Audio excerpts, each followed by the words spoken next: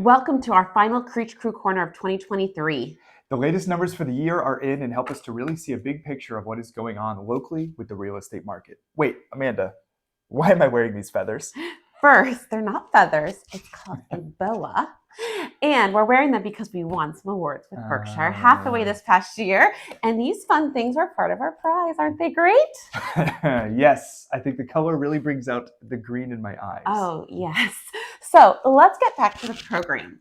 In Duval and St. Johns counties, prices have risen about 6% since last year. This is actually more than many people even predicted we would see in 2023.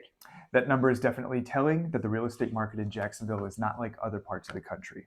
No, it certainly is not. Our last listing received multiple offers and went for $10,000 over list price. It sure did. But we also need to note that active inventory has increased by 21% since last year at this time, which is starting to make it more of a neutralized market for buyers and sellers. Yes, the market we are in now feels a lot more like the market we had pre-pandemic, which is good. In fact, seller concessions and negotiations are definitely back in play. Across Northeast Florida, the average seller concession the past fall was $8,000. We are also seeing homes sit on the market for what is considered a reasonable amount of time, and averaging 40 days. Now, don't get me wrong, when a beautiful home comes on the market in a great neighborhood and it's priced correctly, it is still going super fast. But on average, 40 days is the normal time frame in Northeast Florida. Yep.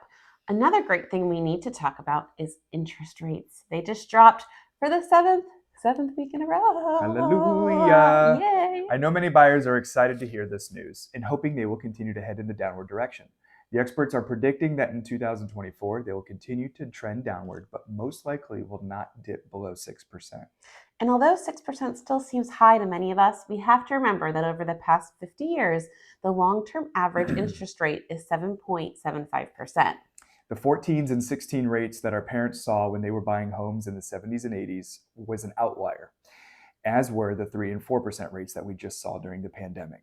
Since outlier values are unusually far from the middle, we should not be expecting to see these numbers on either scale coming back anytime soon. That's right. You're absolutely right. I also want to remind people that spring is always a hot home buying season.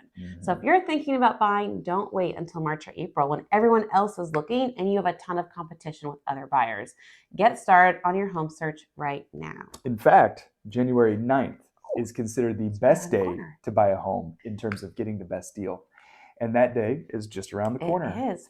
We will be here over the holidays to answer any of your home buying or selling questions and get you ready for the new year. Yeah, I was hoping for a vacation, but my boss had other plans for me.